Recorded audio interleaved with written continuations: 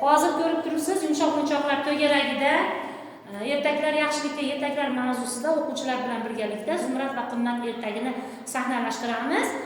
Hozir siz kimga ovoz beryapsiz? Qimmatga. Sizchi? Siz? Men Uydanonaga. Siz esa Sehrgar kampirga. Keling, hozir birgalikda mana shu sahnalashuv jarayonlarini birgalikda tomosha qilamiz. Ko'ring. Bir bor ekan, bir yo'q ekan, qadim zamonda chol bilan kampir bo'lgan ekan.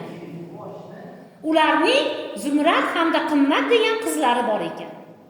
Qimmat kampirning qizi, Zumrad esa cholning qizi ekan. Kampir uya ekan. Kunlardan bir kun kampir Zumrad, men aytgan ishlarni qildingmi? Ha, hammasini qildim. Uf, qornim ochib ketdi-ku, ovqatinglar bormi o'zi? Zumrad, ovqating pishdimi? Ha, ovqatim pishgan. Hoy chol, qizingni ishlar menga yoqmayapti. Borib o'rmonga adashtirib kel. Yur qizim Zumrad, ketdik.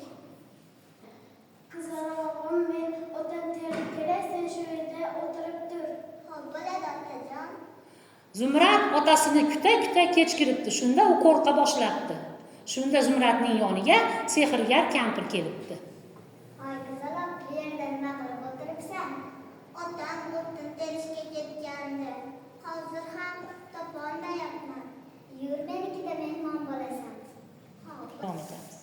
Mana ko'rib turibsiz, hozir yumshoq-yumshoqlar to'gara a'zolari qo'lidan kelgancha ovoz sahnalashtirishdi. Xursand bo'ldinglarmi? Ertaklar nima uchun aytiladi? Qani kim aytadi? Ertaklar o'quvchilarni yaxshilikka yetaklash uchun. Sizlarga ham katta rahmat.